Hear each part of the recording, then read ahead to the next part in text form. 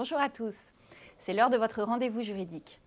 Au sommaire de notre magazine À votre avis maître, ce jour, nous allons vous parler de droit des enfants et plus particulièrement du droit d'être entendu par le juge aux affaires familiales dans toutes les procédures le concernant. Alors il s'agit de dossiers très variés, comme par exemple des adoptions, des changements de nom, du droit de visite et d'hébergement des grands-parents sur les enfants, mais la plupart du temps, il s'agit bien sûr de dossiers où les parents se séparent et où il faut décider si la résidence de l'enfant sera chez le père, chez la mère, de manière alternée, et il faut également voir comment s'organisera le droit de visite et d'hébergement.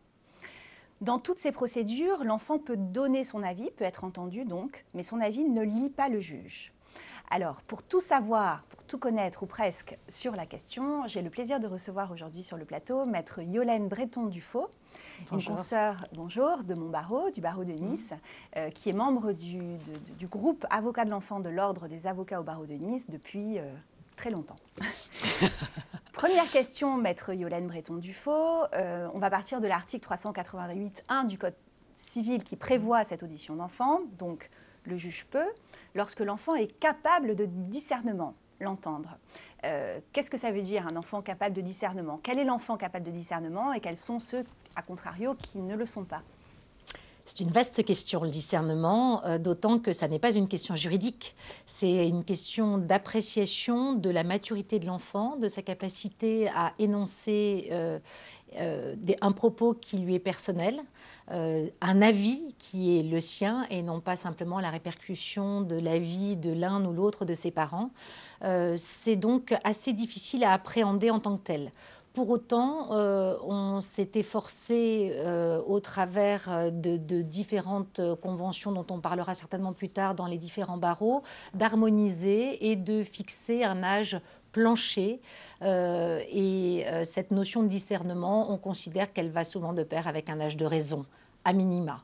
C'est-à-dire 7 ans est vraiment un minimum requis pour être entendu devant généralement la majeure partie des juridictions. Oui, parce que c'est vrai que la loi donc ne prévoit pas d'âge. Donc là, à Nice, vous dites qu'il existe une convention entre le TGI, les magistrats et les avocats pour voir fixer à 7 ans, 8 ans, c'est ça, minimum. L'âge, donc à partir de 7 ans, on peut entendre les enfants à Nice. Mais c'est vrai que la loi ne le prévoit pas. Or, c'est compliqué quand même d'apprécier cette fameuse maturité dont vous avez parlé, même vis-à-vis des adultes. Si la capacité de discernement, c'est avoir une distanciation aux choses, voir les choses de manière objective, avoir un comportement adapté, il n'y a pas forcément tous les adultes déjà qui savent, qui rentrent dans le critère, on va dire. Donc, c'est peu clair. Est-ce qu'il ne serait pas mieux de le prévoir de manière nationale, dans la loi, dans la jurisprudence, clairement, cet âge minimum? Je crois qu'il y a eu réflexion et débat à ce sujet et que la volonté a été de laisser le champ ouvert à l'appréciation du juge. Et le discernement, comme vous le disiez, il est déjà très variable chez des personnes adultes, en tout cas en termes de maturité, et y compris en termes d'enfants, même si on a parlé tout à l'heure de cet âge plancher de 7 ans, on considère que le juge va être à même de pouvoir apprécier lui-même du discernement de cet enfant, avec forcément une marge de manœuvre et d'appréciation, donc une marge d'erreur également. Je crois que les parents eux-mêmes, et on s'en rend compte dans nos cabinets, sont parfaitement en mesure de vous dire, quand ils ont notamment des enfants proches en âge, que l'aîné a peut-être moins de discernement que le ou la plus jeune. Et c'est vrai que c'est variable d'un enfant à l'autre. Et la loi, en ne décidant pas d'âge, en ne prévoyant pas de façon stricte, je crois, a laissé la possibilité à chaque parent, puisqu'on va pouvoir évoquer que les parents ont aussi un rôle à jouer par rapport à cette audition, à chaque parent et aussi au magistrat qui va entendre, de pouvoir, compte tenu d'un contexte, parce qu'on est réellement dans une appréciation très précise d'un contexte familial, apprécier cette existence du discernement, avec forcément, quand il y a marge d'appréciation, il y a aussi marge d'erreur. Ce qui veut dire qu'on peut aussi entendre des enfants en dessous de 7 ans, donc. On pourrait parfaitement l'envisager, rien ne l'empêche et rien ne l'interdit. C'est dans la Convention, ce qui a été prévu, c'est de manière générale, c'est une forme de cadre.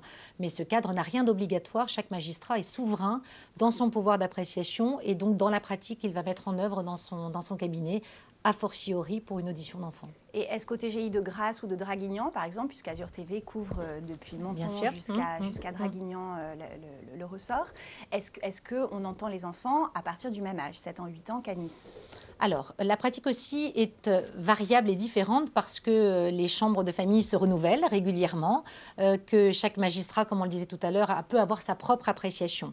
Néanmoins, il semblerait qu'à Nice, on était plutôt à envisager d'entendre les enfants un peu plus jeunes, c'est-à-dire 7-8 ans, alors qu'à Grasse, j'ai le sentiment par ma pratique qu'on attend plutôt que les enfants aient 8-9 ans. Donc ça fait quand même un léger différentiel et décalage. Aussi, je crois, et à Draguignan également, tout à fait. Ouais. Il faut savoir qu'en Allemagne, on peut entendre des enfants dès 3 ou 4 ans, à partir du moment où leur parole est compréhensible. C'est jeune quand même. D'ailleurs, la Cour européenne des droits de l'homme l'a dit récemment. Comment l'enfant sait-il qu'il peut être auditionné ? Alors, ça, c'est effectivement la question de l'information de l'enfant, puisque ce que le texte prévoit également, c'est qu'il appartient à tout parent d'informer l'enfant de son droit d'être entendu. Donc, le vecteur principal, c'est le parent qui va pouvoir, dans une procédure qui concerne le mineur, l'informer de ce qu'il a le droit d'être entendu s'il le souhaite. C'est bien un droit, ça n'est pas une obligation, et c'est donc le parent qui va être ce relais-là. Bien sûr, les avocats que nous sommes, dans le cadre des procédures qui sont initiées, nous devons et nous nous efforçons, et les praticiens en droit de la famille le font régulièrement, d'intégrer dans nos actes de saisine des juridictions, c'est-à-dire les requêtes déposées, les assignations, la mention expresse qu'il appartient à chaque parent d'informer l'enfant de son droit d'être entendu. Et puis, il y a désormais aussi des formulaires qui sont en vigueur, qui sont adressés par les greffes, notamment... En même temps que la convocation. Tout à fait, en même temps que la convocation, notamment quand la juridiction est saisie par un particulier et qui va informer chacun des parents de ce que l'enfant doit être informé de ce qu'il a le droit d'être entendu. Donc c'est vraiment une information globale et générale que son avis peut être requis. À cela, ensuite, il y a réponse. L'enfant que l'on a sollicité le désire ou ne le désire pas. Et l'enfant qui le désire, effectivement, doit nécessairement adresser un courrier spécifique.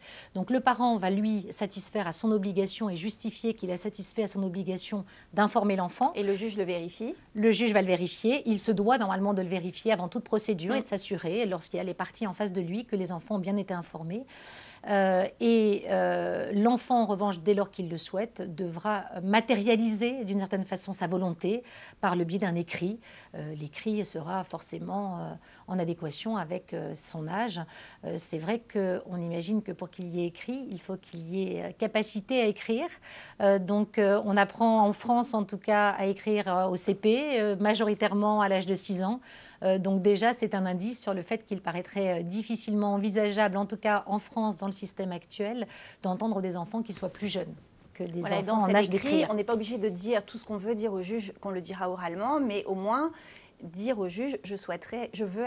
L'écrit, c'est je veux vous parler. J'ai des choses à dire. On n'a absolument pas besoin d'exposer le contenu. Il faut préciser aussi que quand c'est l'enfant qui rédige cette lettre, donc, l'audition est de droit. Depuis récemment. Et puis, les parents peuvent demander aussi l'audition. Et dans ce cas, le juge peut la refuser. Dans quelle hypothèse, par exemple ? Tout à fait. Alors, pour revenir sur l'audition de droit, effectivement, c'est depuis 2009.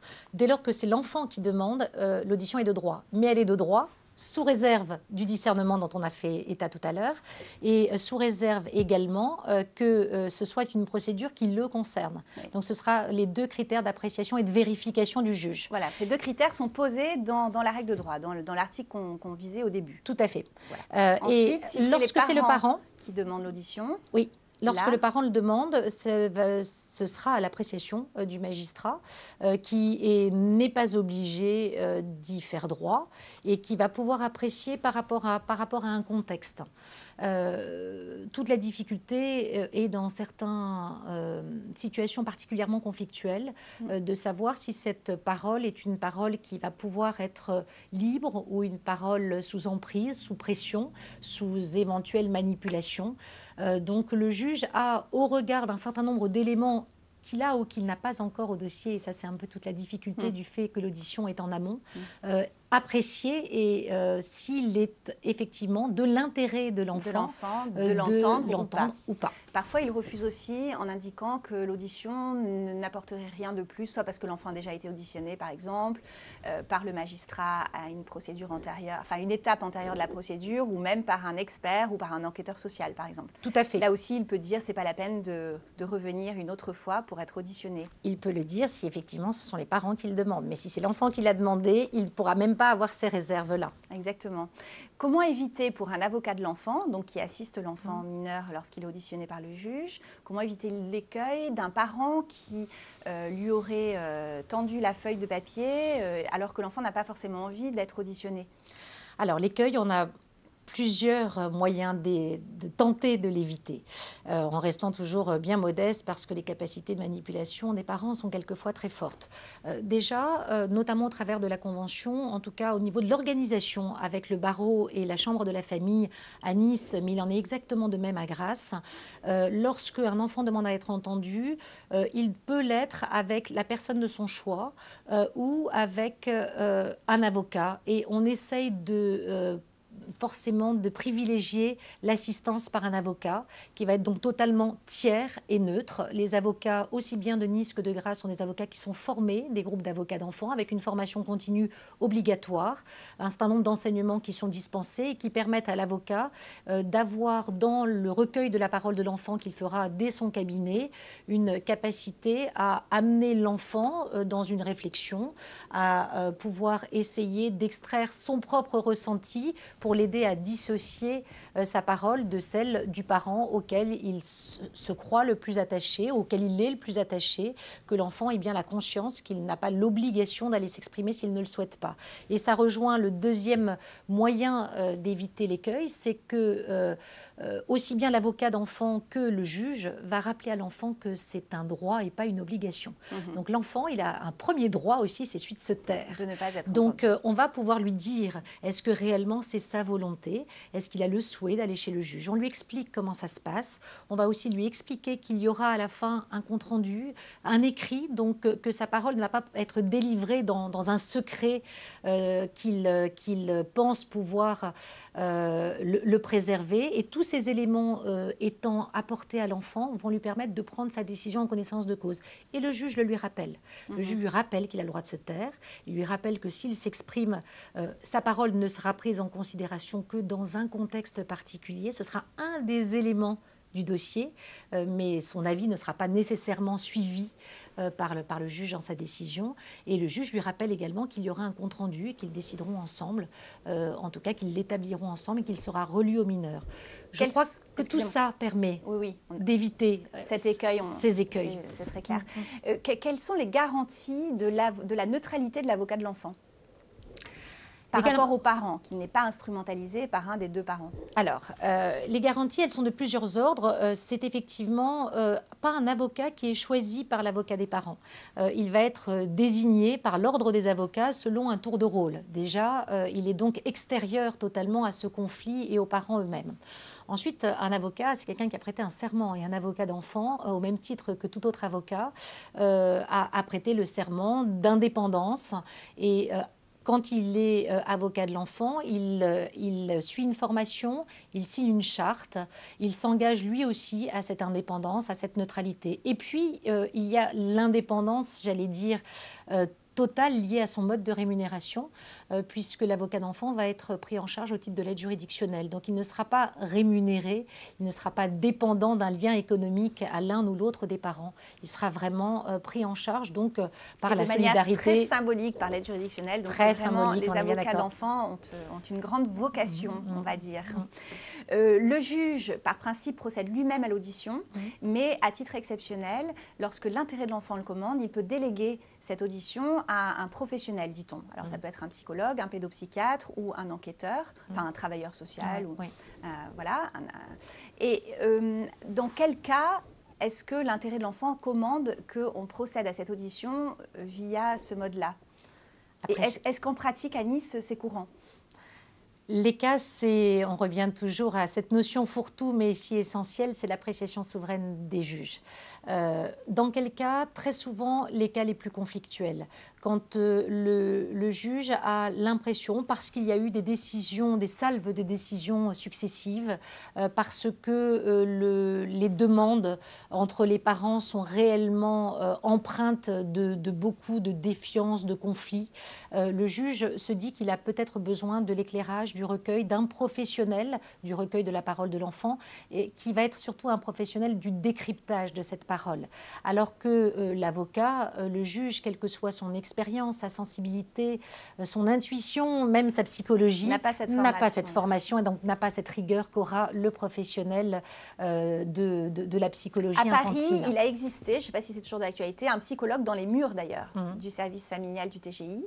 Est-ce que ce serait une initiative, d'après vous, heureuse à étendre ou est-ce que vous avez des réserves sur cette pratique-là? Ce sont des pratiques qui sont envisagées, qui ont différentes utilités. Elles peuvent avoir des utilités quand on a des mineurs qui débarquent dans les tribunaux parce qu'ils sont en difficulté, en danger. Et je crois que c'est bien qu'il puisse y avoir des professionnels, tels que des psychologues, qui recueillent cette parole.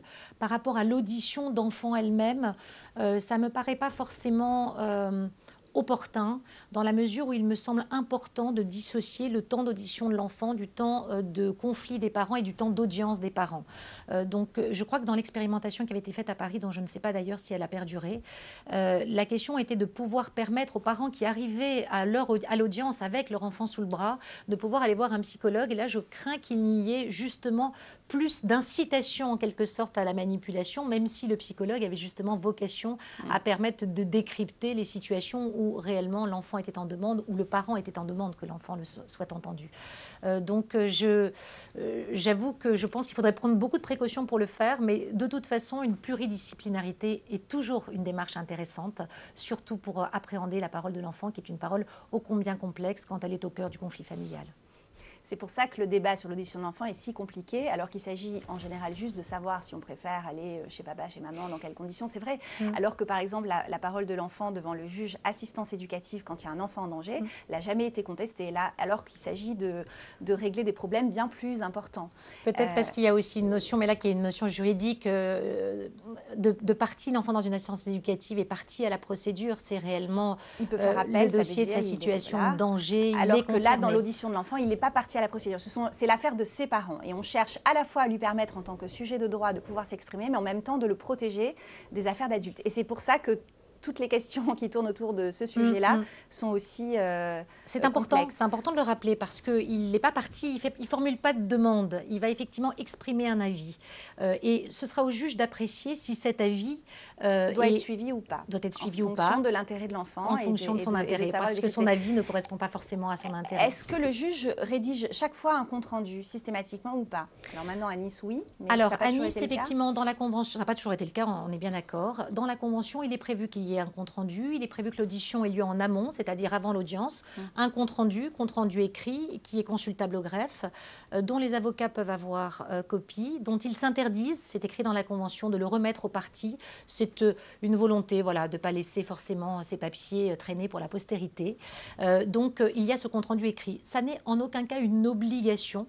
La circulaire de 2009 a, elle, prévu que le compte-rendu peut être une façon de répercuter aux parents à l'occasion de l'audience, à l'oral, ce qui a été dit.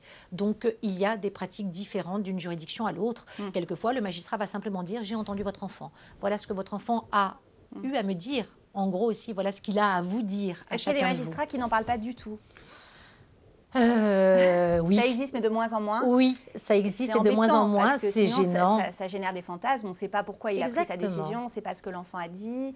Et c'est très gênant, ne serait-ce que par rapport au contradictoire. Si on considère que l'avis de l'enfant est un des éléments qui est pris en considération, la procédure judiciaire française suppose qu'il y ait respect du contradictoire, c'est-à-dire simplement que chacun sache et ait parfaitement et pleine connaissance de ce que l'autre demande et des arguments qu'il évoque. Donc de tout ce qui a pu être évoqué devant le juge. Ce qui peut être utile aussi parce que les parties peuvent changer leur demande ou le sens de leurs observations en fonction de ce qu'ils ont appris, de ce que l'enfant a dit. Et puis je crois que pour éviter justement cette manipulation, il faut éviter le secret. Le secret n'est pas une bonne chose et généralement quand les enfants ont connaissance qu'il y aura compte-rendu, quand ils ont connaissance de cet écrit et surtout de la façon dont on va répercuter à leurs parents leurs propos, ça induit et ça modifie un petit peu le contenu de ce propos. Donc, en quelque sorte, la mise en lumière de cette parole est souvent intéressante et importante et finalement est un des moyens, de mon point de vue, de faire échec à la manipulation. D'accord. Est-ce que l'avocat aide dans la formulation ou dans son assistance auprès de l'enfant ou est-ce qu'au contraire, il est aisant pendant l'audition ? Pendant l'audition, c'est assez variable, il est relativement aisant, mais j'allais dire que tout a été préparé en amont, parce que lorsqu'on est avocat d'enfant, on les reçoit au cabinet, on prend le temps, et c'est vrai que c'est à ce moment-là qu'on va définir avec l'enfant ce qu'il est important de dire, c'est-à-dire qu'on l'écoute, on recueille tout ce qu'il a à dire, et puis ensuite on va serrer avec lui ce qui est important par rapport au contentieux lui-même. Il faut préciser aussi que l'enfant ne parle que de ce qu'il concerne, comme on a dit, et non pas des griefs entre ses parents. Ça, c'est important. Je sais que c'est réducteur, mais est-ce que vous pouvez nous donner un exemple de ce que peut dire un enfant et qu'on peut lire dans un compte-rendu ? Oh, les exemples sont multiples, mais un enfant va dire que les cartables sont trop lourds, que c'est compliqué parce qu'il n'a pas ses vêtements chez l'un ou qu'il les a chez l'autre, parce qu'il préfère rentrer le dimanche plutôt que le lundi matin, parce que les vacances, un mois, c'est trop long de ne pas voir l'autre parent pendant toute cette durée. Il va exprimer quelquefois la difficulté de relation dans laquelle il est avec un parent, difficulté de communication. Il va exprimer des problèmes quelquefois d'espace, de lieu de vie, d'hygiène, des problèmes. Et c'est le juge après qui fait le tri dans ce qu'il estime qui est important ou pas dans tout sa à vie fait, d'enfant. tout à fait. C'est vraiment très divers et varié, mais il faut vraiment que ça le concerne par rapport à ce que vous veniez de dire juste avant. Il n'est pas là pour être l'arbitre du conflit entre ses parents et il serait tout à fait hors de propos, mais les magistrats ne le font pas d'ailleurs, qu'ils soient entendus pour dire et pour être le témoin de savoir si réellement il y a ou pas des violences à la maison d'un parent contre l'autre. De toute façon, le Code de procédure civile l'interdit. L'enfant ne peut être le témoin de ses parents et l'audition ne doit en aucun cas être une déformation et devenir un témoignage accablant contre un parent ou contre l'autre. C'est vraiment un recueil uniquement de ce que l'enfant a à dire par rapport notamment à son lieu de vie ou aux conditions de rencontre avec l'un ou l'autre de ses parents.